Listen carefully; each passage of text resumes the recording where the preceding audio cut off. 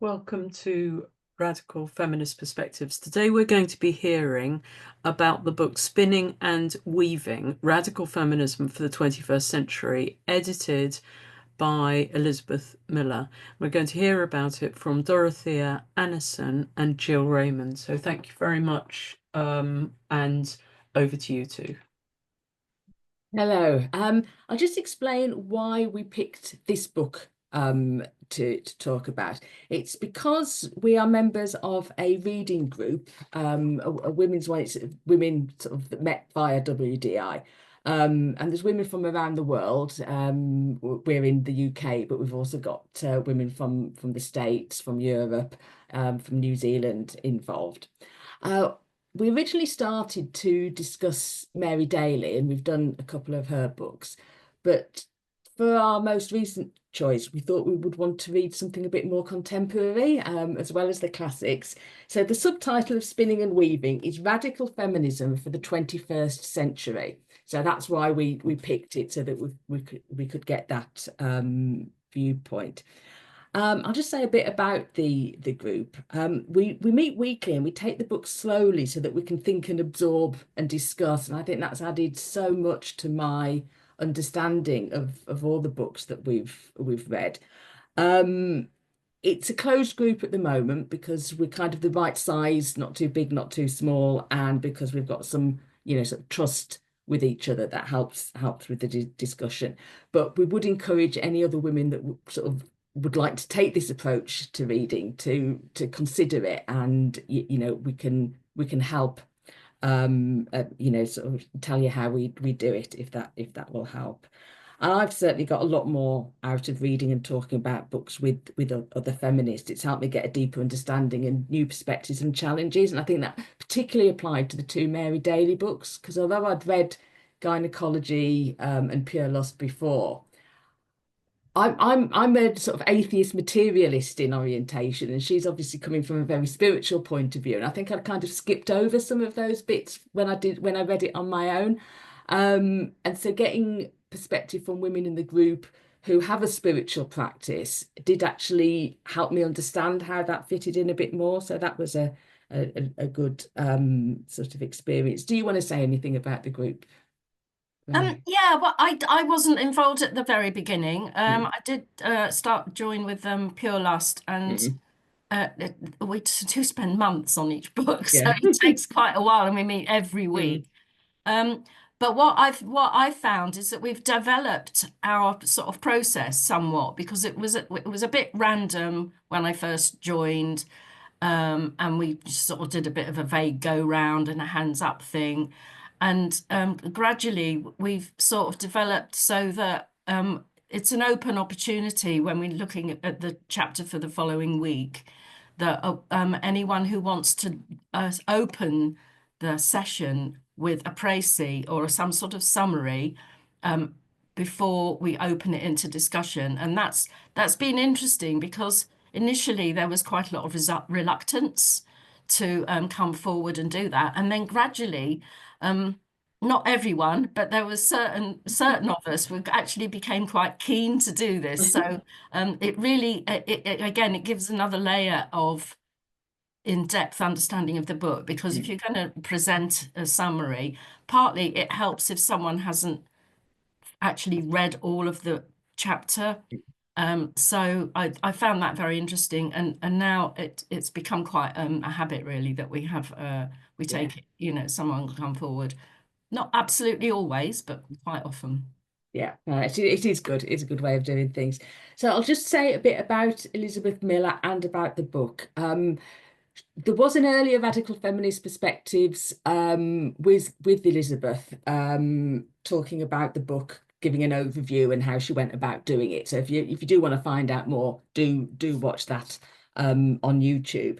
As you can see, it's a big book. It's 600 odd pages, 44 chapters. So we've only obviously been able to pick out a handful to discuss today, just some of the ones that sort of resonated most of us, or had a bit of discussion. But I would say that any comments or ideas I share today, I'm going to be very much informed by the discussions of the other women involved. So it is very much a sort of, a group creation, I think, this webinar, more than some of the ones I've done previously. So I'll just tell you a bit about Elizabeth Miller, because I think that's the other thing. It has a short biography of all the contributors, and we found it interesting to look at those and sort of get a bit more idea of where the women are coming from. So we're going to do that as well today. So Elizabeth Miller is a Chicago-based activist. She runs the Chicago Feminist Salon and has co-organized a Women in Media conference.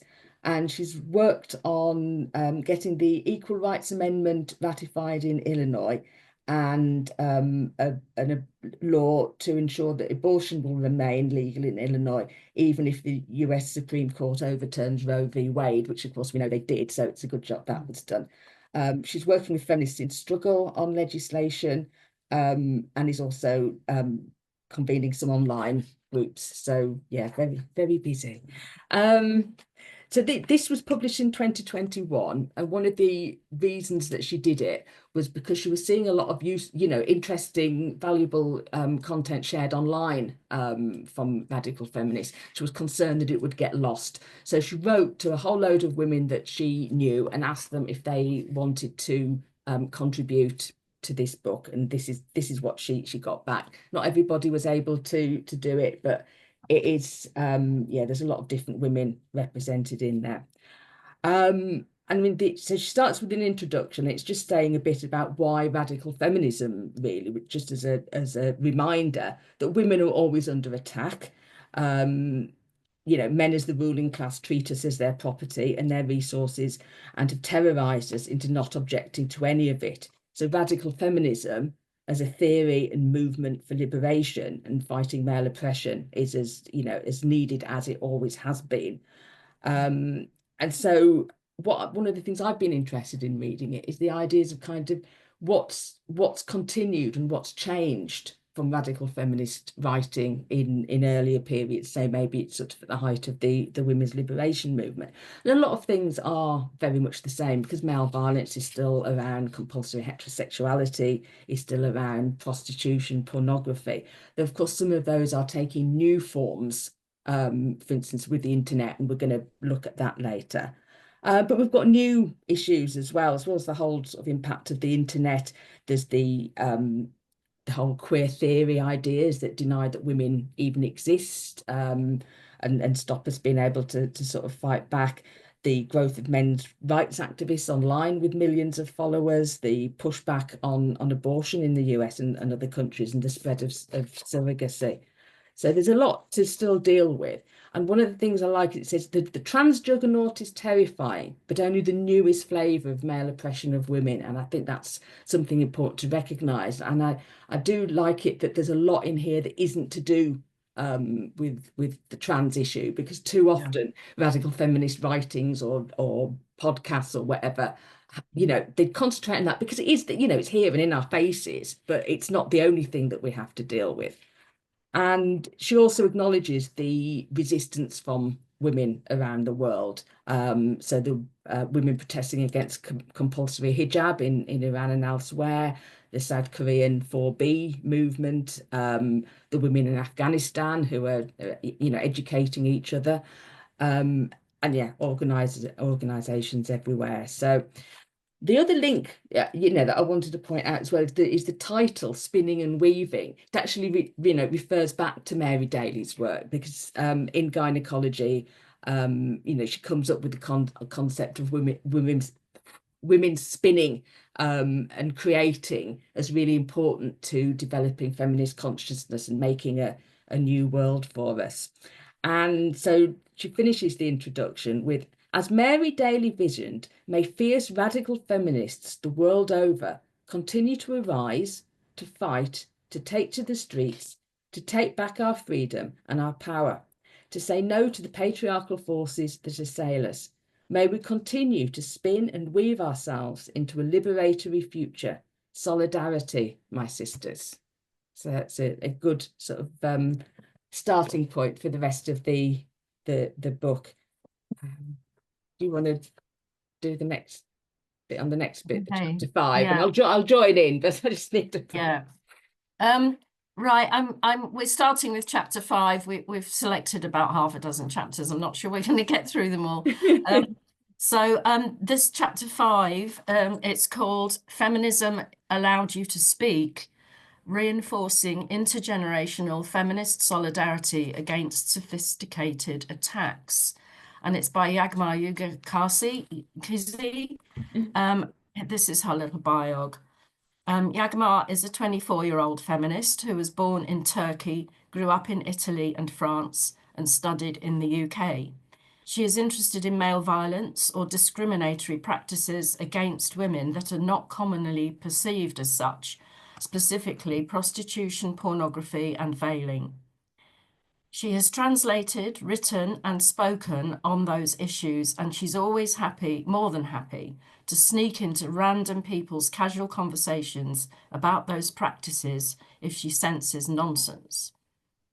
She is the co-creatress of Radical Girls, the young women's movement of European network of migrant women.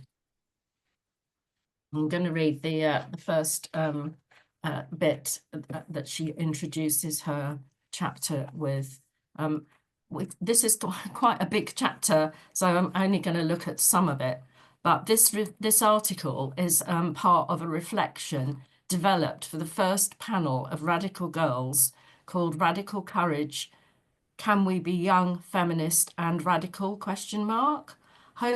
was hosted by the 2019 Filia Conference, and she would like to thank her fellow Radical Girls for their insights and contributions. We're going to be covering a chapter from that group later on. So she starts with the Little Red Riding Hood story, which is interesting from the psychoanalyst point of view, because there's some chapters from that point of view, and it's very much been looked at, this fairy tale, from a lot of feminist analysis over the years. So this little girl was on her way to her sick grandmother. She encounters a wolf that asks her where she is headed to.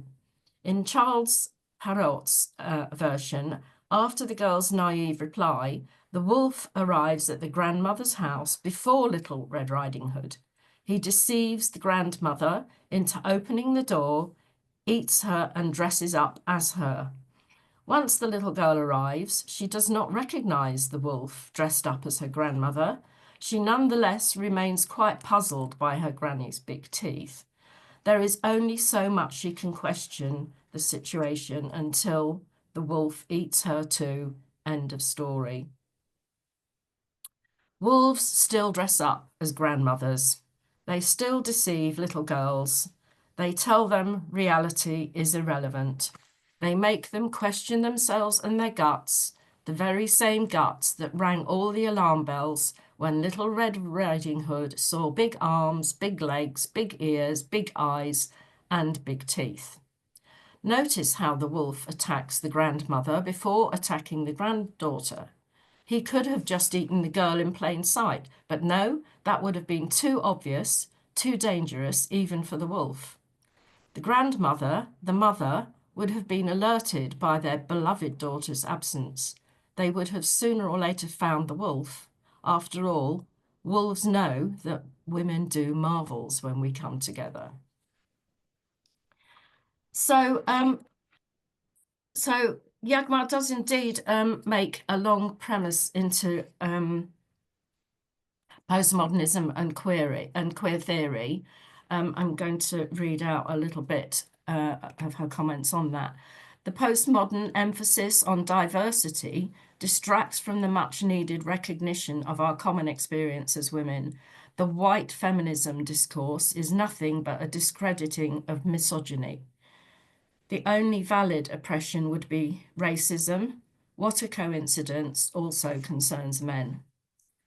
The minimization of misogyny is a false reassurance for the ones that believe that money or skin color can save us from our subordinate condition as women. Let us not forget that even queens are forced to lie back and think of England. Intersectionality, as Fatia Budakji explains, is a crossroads where men always have the right of way. Her next section is called, after the queer theory one, her next session is called The Consequences, Identifying with Oppression, in which she focuses on prostitution, veiling, and sex roles and the paradoxes.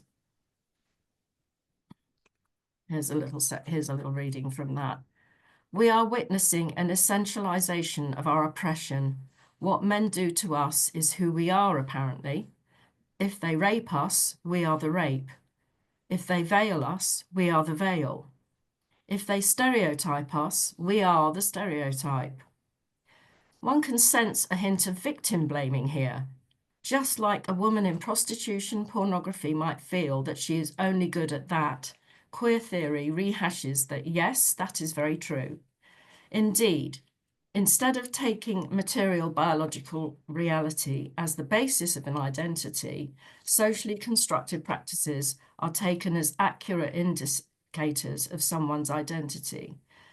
What this means is that any criticism of those practices becomes a criticism of the person. Whorephobia, Islamophobia, transphobia. The basis of the discrimination shifts from the female sex to the sex-based discrimination itself.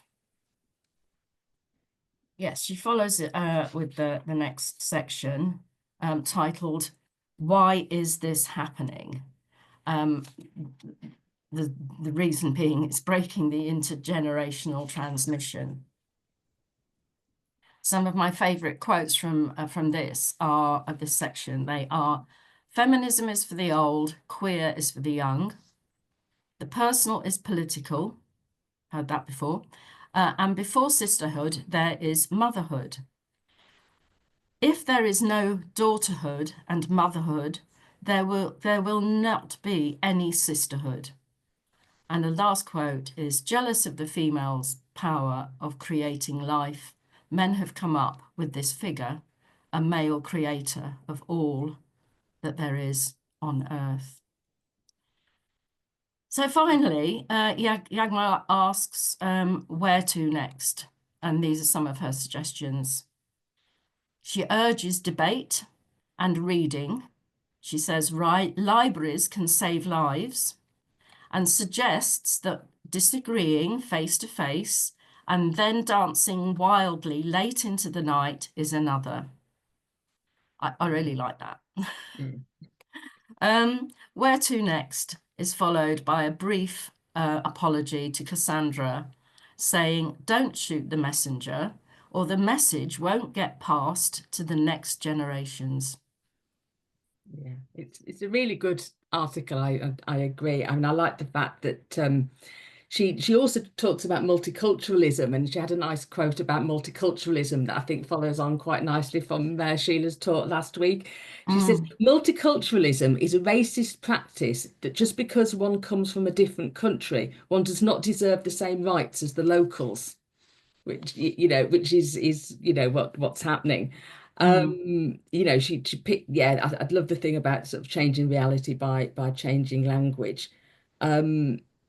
And the whole thing about sort of separating women and their mothers, because I think I relate to that, because I think when I was a young woman, I didn't want to have my mother's life, and it was only much later that I realized there were things I could learn from her, and that she wasn't sort of this kind of woman that I dismissed as just a mother and mostly a housewife and that sort of thing. The other thing that I like is that these are non-white women that are very clearly rejecting the idea of white feminism, and I think that comes out in the next thing as well. Because it is just this thing that's thrown at us, isn't it? Oh, you're just white feminists, or you're just old women, and it's a deliberate tactic by the patriarchy to sort of destroy us. The other thing I wrote down as a thing as well is the end where she says what radical girls are, or girls. It's got several S's. It's strange. What they're actually there trying to do. It says radical girls aims to foster a space of critical thinking, sisterhood and solidarity. Tired of fake activism behind our screens and the isolation that comes with it, the lies that we're told about sexuality and lack of boldness, we fight back and we grow from the root, which is, of course, where radical feminism comes from. It's coming from the root. So I just really hope that these young women carry on. I do like Yagmar's writing, and I hope she carries on writing more stuff. You know, if she wants to write, you know, if she writes a book sometime, I'm sure I'll want to read it. Yeah. So I'm just thinking it's like the whole queer theory has taken over so much, but there's fashions in academia like everything else. You know, I'm old enough to have seen different things come and go. When I was at university, it was all Marxism. You know, it's so maybe the young women now are actually reading this and actually thinking, does this make sense? Does this help me understand my life? And so hopefully we'll get a new generation that'll come up with, you know, the challenges and you know, and hopefully we'll move on to something more positive. I think we've got to move on as well, You Dorothea. have, yes, I know. That's what I'm just thinking. But this is the next chapter we were going to do was Cherry Smiley. Yeah. Women Aren't Men, a radical feminist analysis of Indigenous gender politics. I think you were down to do that as well, but I wanted to give you a little break so I could read her bio if that helps. Or introduce. She's got a very short bio. Cherry Right. Smiley is a feminist from the Nlaka'pamux and Dene nations. She is proud to work with feminists as part of the women's liberation movement. She is founder of the Women's Studies Online. She's not so good at being on time or doing what she's told. I'm just going to read the first paragraph of her chapter, which introduces the situation in Canada. Transgender ideology harms women and girls.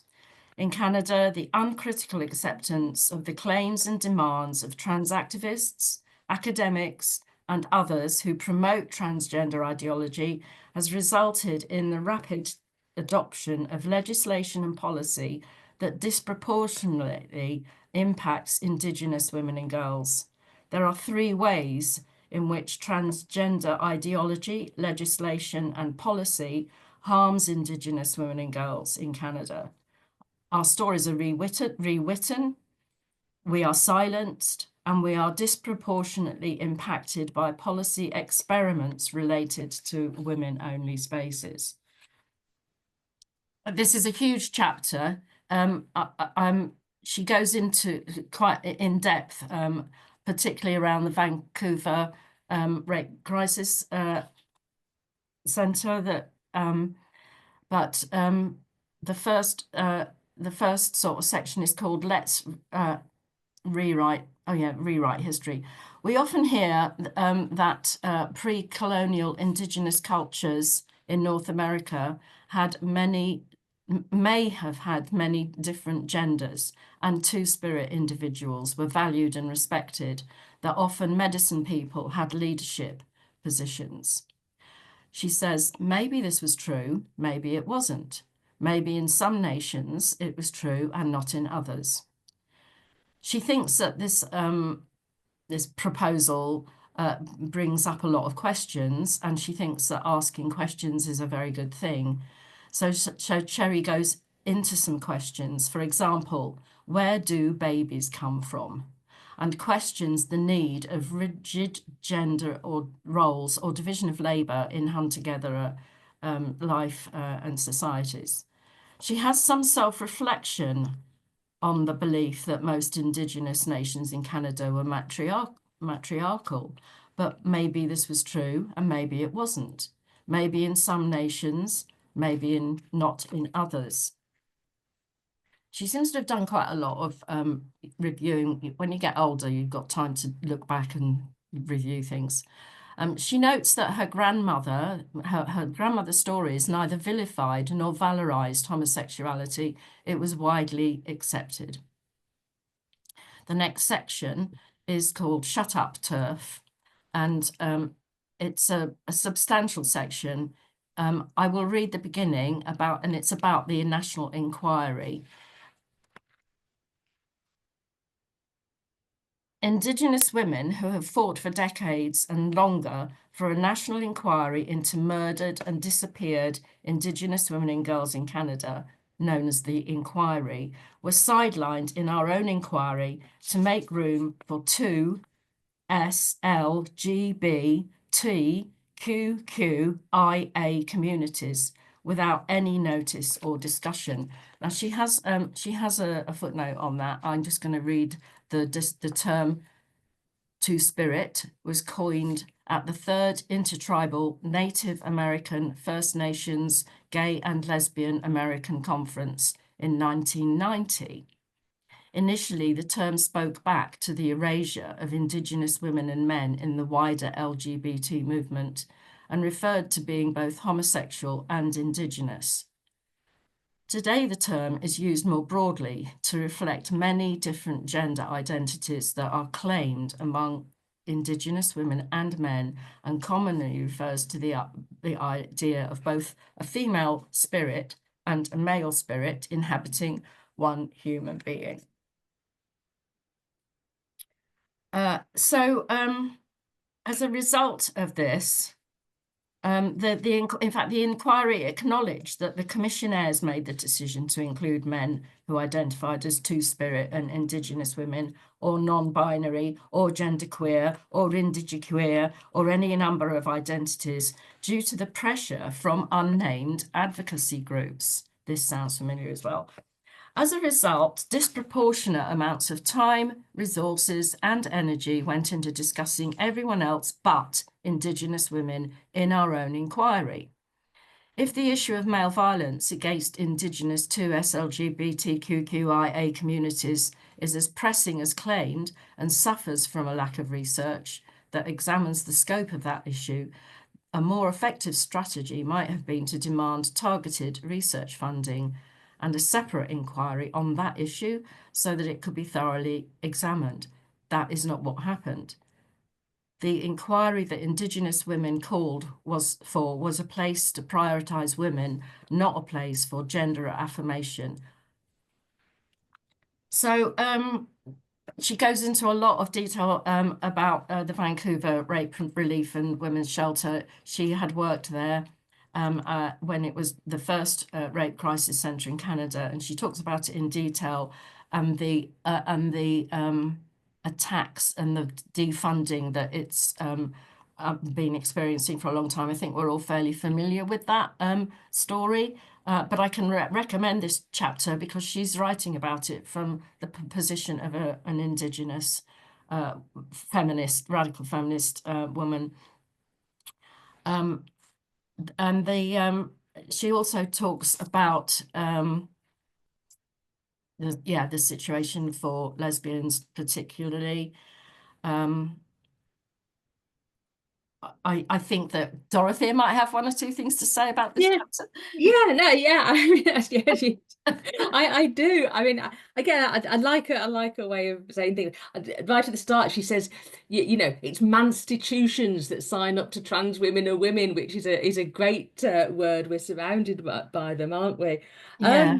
I mean, I think one of the things I like is she's very, very clear about the need for women-only space. In fact, she does a section in sort of, you know, she does it in block, not you know, sort of darker sort of font, not just, you know, it's absolutely entirely acceptable and understandable that you know, a woman who's been assaulted would want to be around only other women.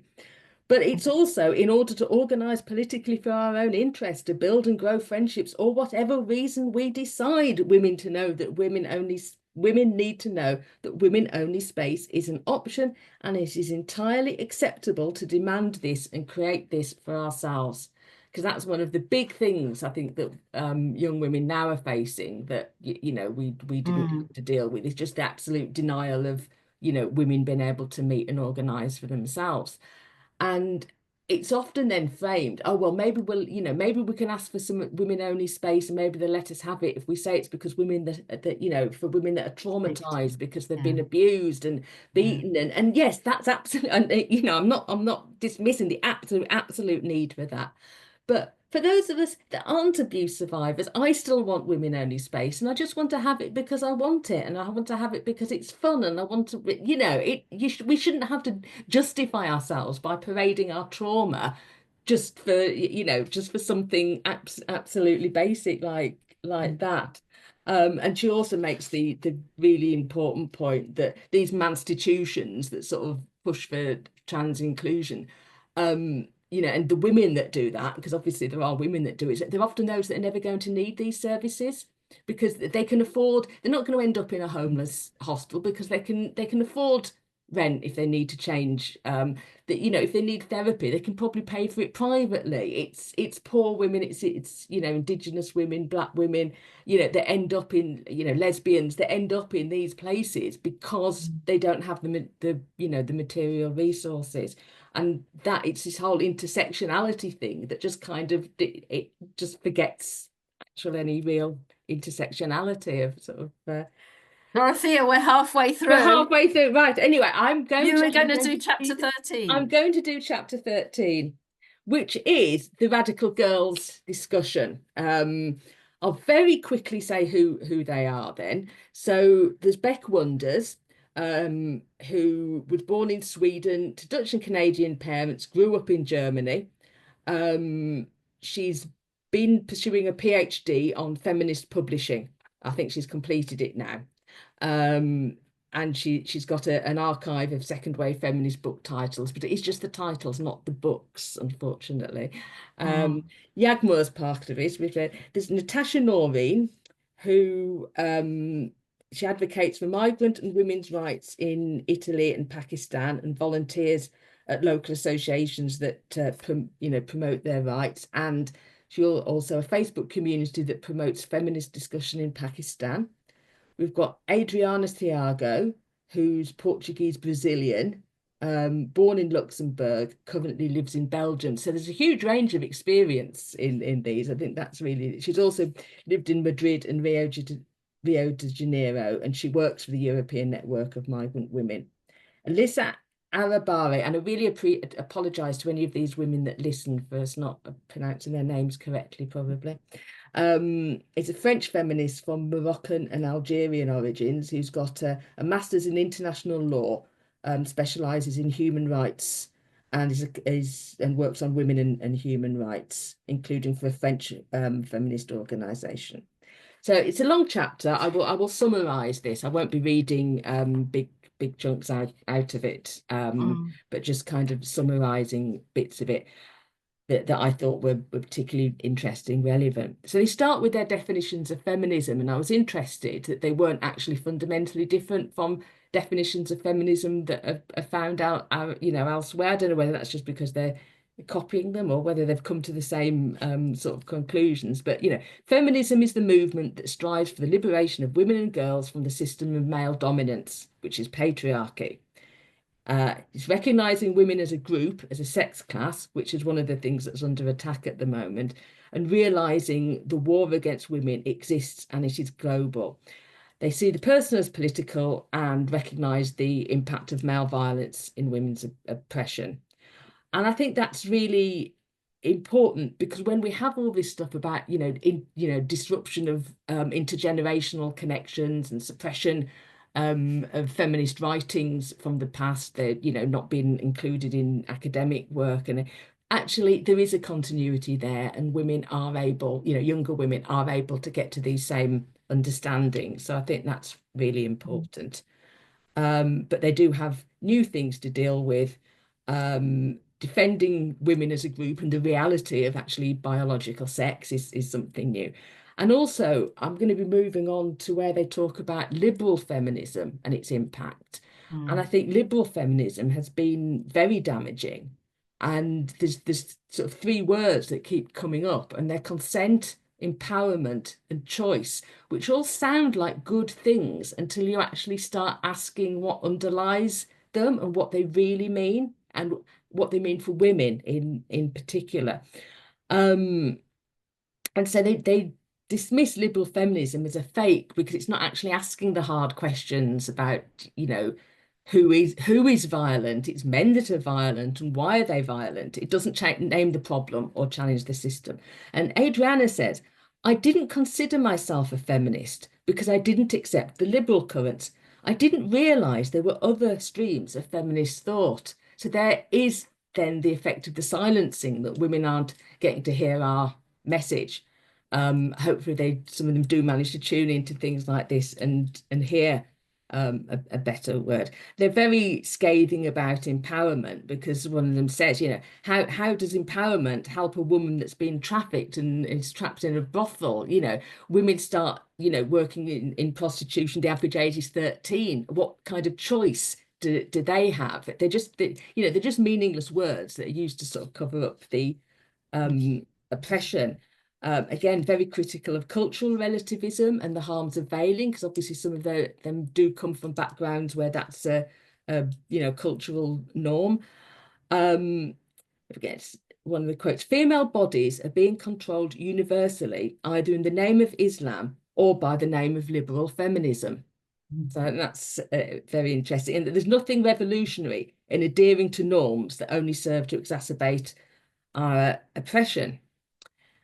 And interesting, they pick up on Daly's idea of patriarchal reversals, where things are sort of changed round and given a different meaning. And so we're in a situation now where men are women, pain is pleasure, and violence is kindness. And I just sometimes, when I read anything by young women, I feel it's quite bleak. I'm so glad I'm not young now, because I just do think, we had more. They have more to deal with than we did. Again, they're dismissive of the idea of white feminists. They recognise that white women are oppressed as well.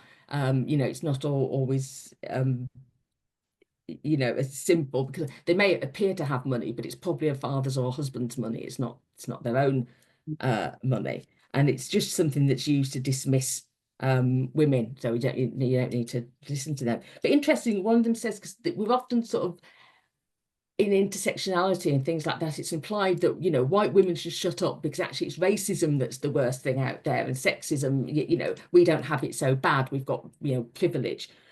But Yagmur says, she says, if she moved back to Turkey, the racism would stop.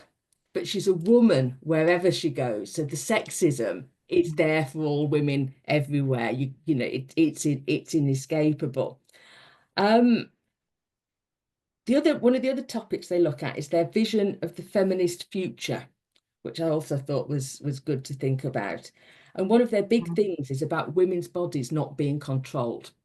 And that's in ways from ending male violence, obviously. And they'd actually quite like a tribunal on male violence, that looks at sort of retribution and reparations and sort of making it right.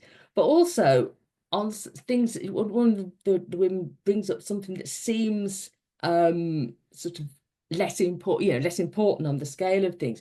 But she would like to see an end to pierced ears for little girls, because her culture, I've lost the page now, but her culture, as babies, girls have their ears pierced. They're marked out as different, before they can even sort of say mommy or and so it's that kind of being gendered from the start. The liberation from compulsory femininity, which along with things like eating disorders, prostitution, rape and violence, involve dissociation from the body. So they very much see that, is women's bodies our biology that is under attack. And so we need to look at that. Now, the other thing that they talk about is what they would like from older women. And I know that's something that sometimes come up in discussions in the breakout rooms and various places, but it's what would they like from young women. And one of the things they say is that they would like more explanation on how classic second wave texts relate to young women now. And hopefully that is something where, we are doing it now. This series of Radical Feminist Perspectives is, looking at texts from, all periods. We've had things that are going back to the 19th century and now, and we discuss other 21st century things and everything between. So hopefully that is helping to get it out there and help them understand how it does relate to them. There were warnings of the dangers of violence, including online, which again WDI is doing very much through this, but also through Feminist Question Time, where women talk about issues and activism from around the world. So talking about things like pornography, that was talked about yesterday, but not just about it, but also about resisting it, which is very important. That there is there are alternative ways of doing it.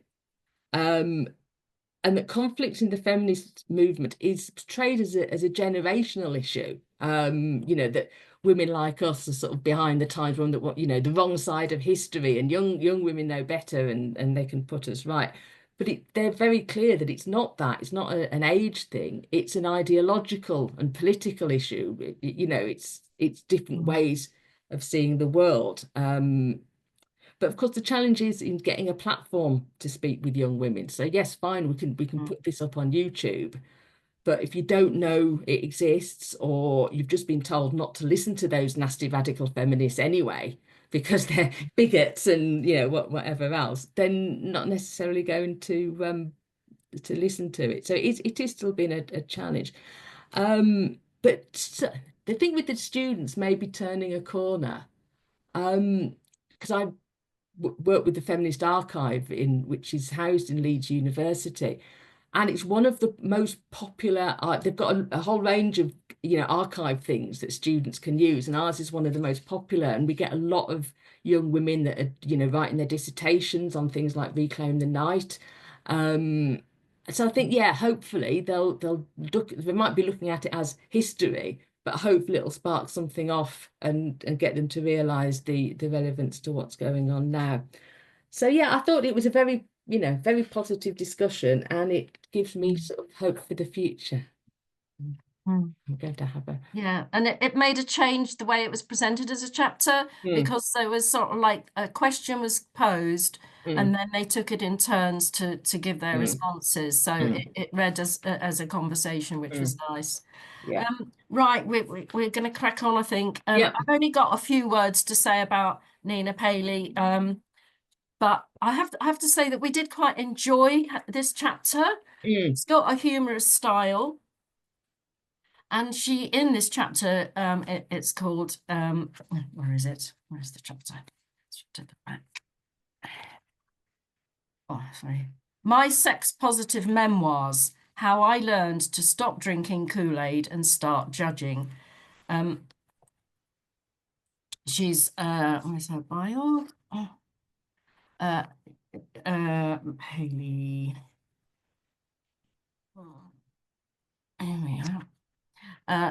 She's a creator of the award-winning animated musical feature films Sita Sings the Blues and CEDAW Masochism.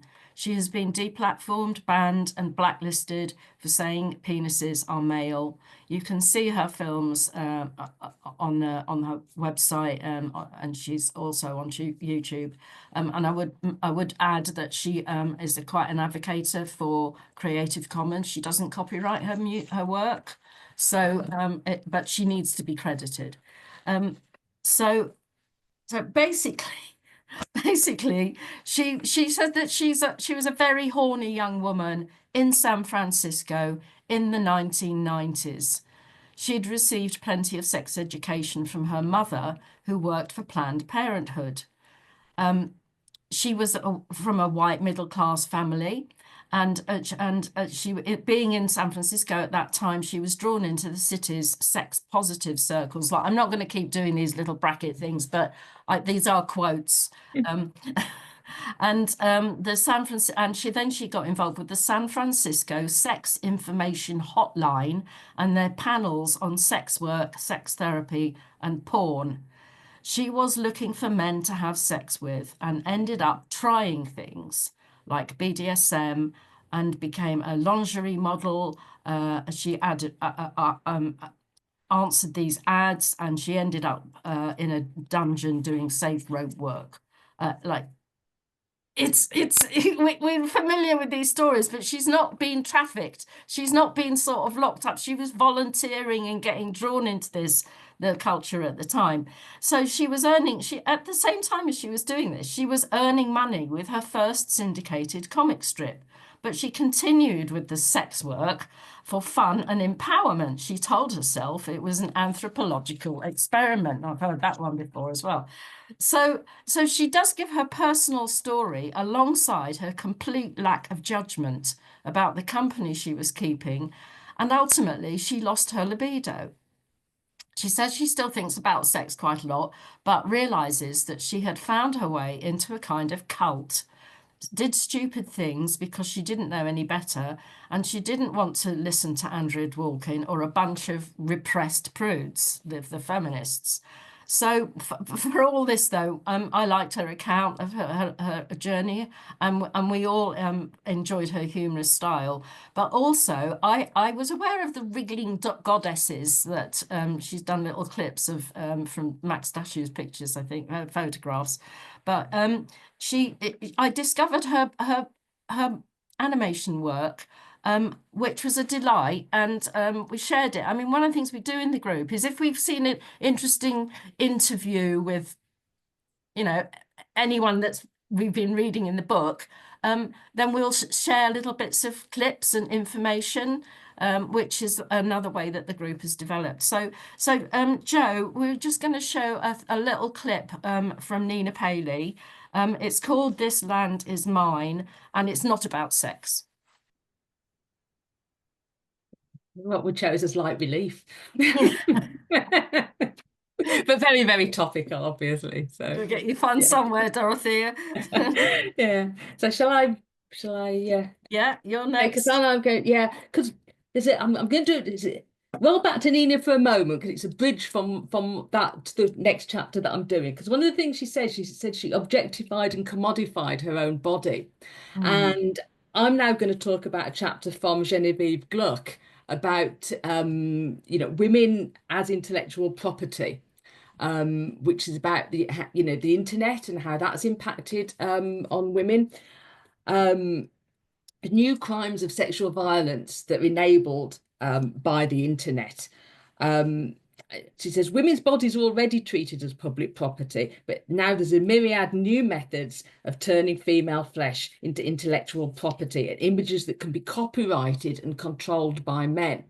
So Nina's against copyright, but what men are doing now is actually copywriting the images of women so that they can profit from them, which has obviously always happened in pornography, but there is a vast expansion of the ways that they can do it. And so women can be, without their knowledge, used in pornography, either through spy cameras, through sharing of homemade videos. I mean, one of the big pressures on women at the moment is the constant need to be photographing themselves, of taking selfies at every single point. But then that moves into the idea that it's a boyfriend can ask for nude selfies, and that even schoolgirls are sharing these nude selfies that then sometimes have ended up going around the whole school with obviously awful effects on women's mental health.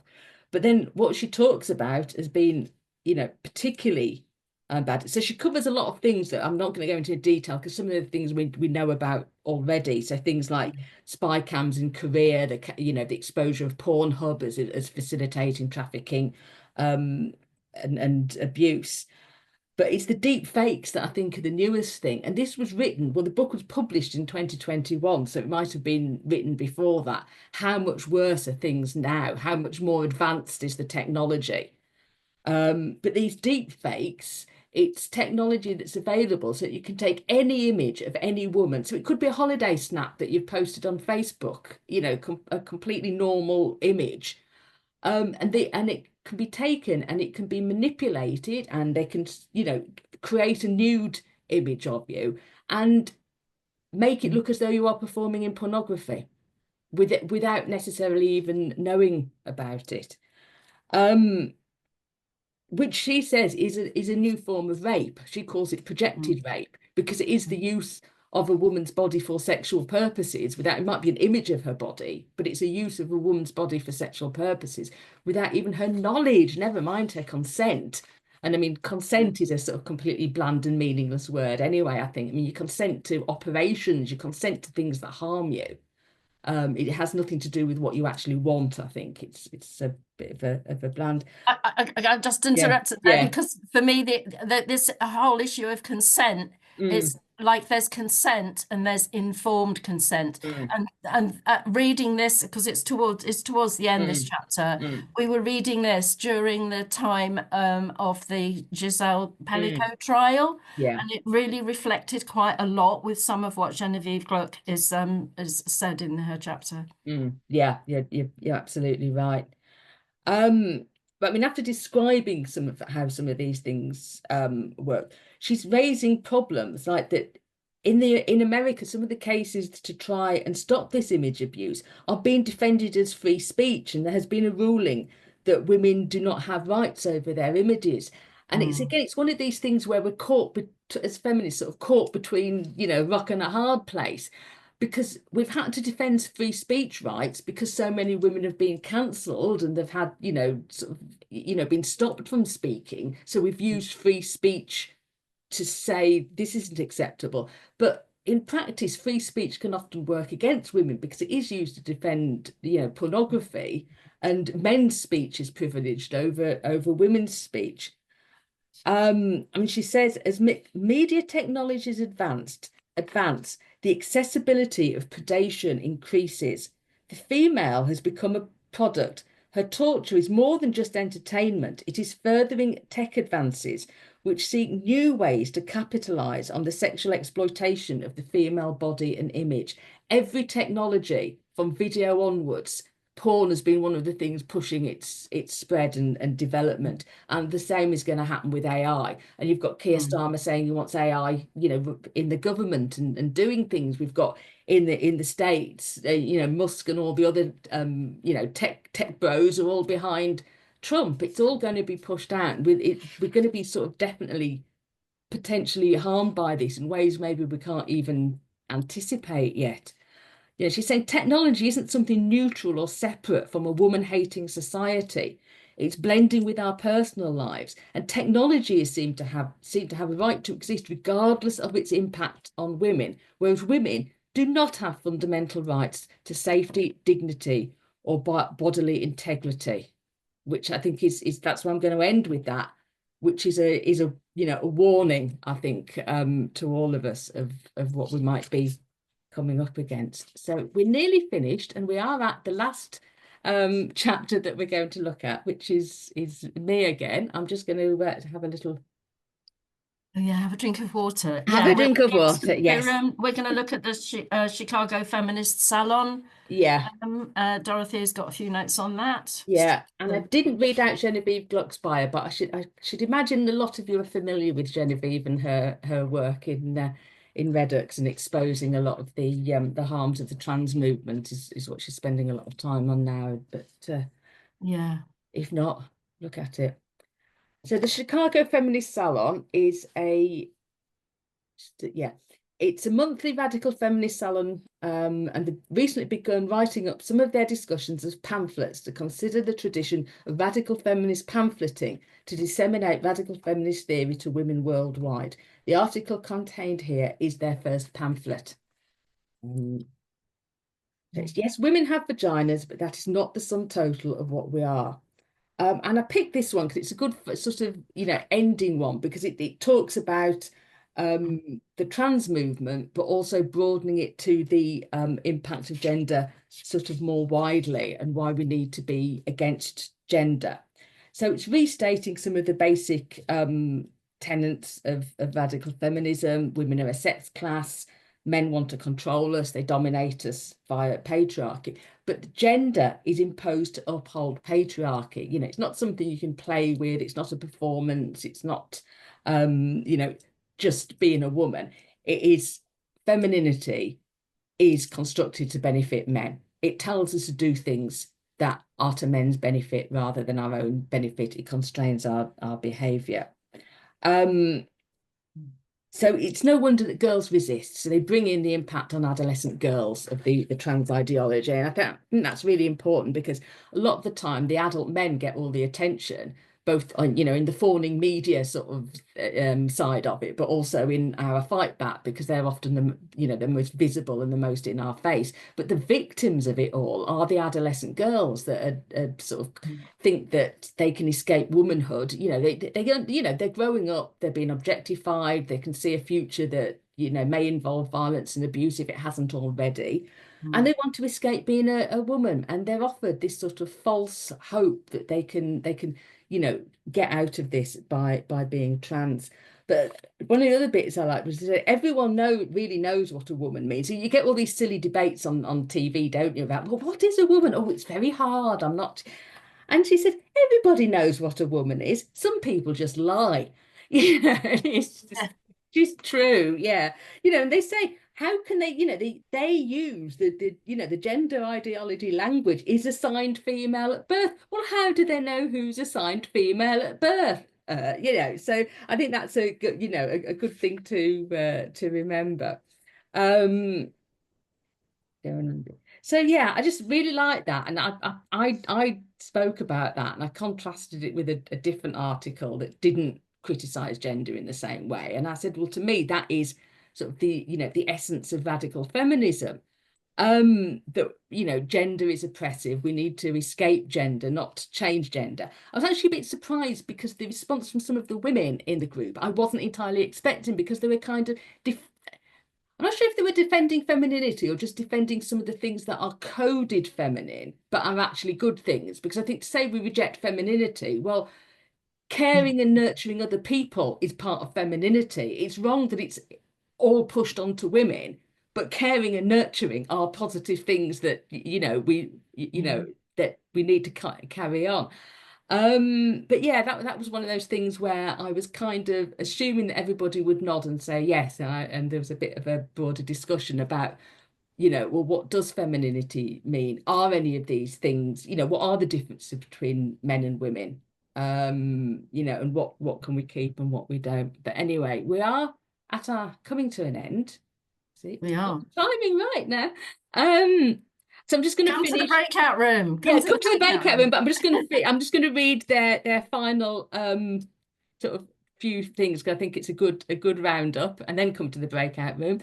The true answer lies in changing the meaning that society assigns to the sexed features of our bodies.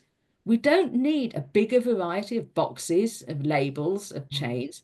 We need to smash the boxes, break the chains, and be free. We must abolish gender and fight for true women's liberation. So I think that's a good message to get us into the 21st century. Thank you, everyone, for listening. Yeah, thank you. And I'll see you in a few minutes. I will open the room in a few minutes, but I need to go and refill my water, because I'm a bit... And I think we can recommend the book. Yes, we got a lot out of it, yeah.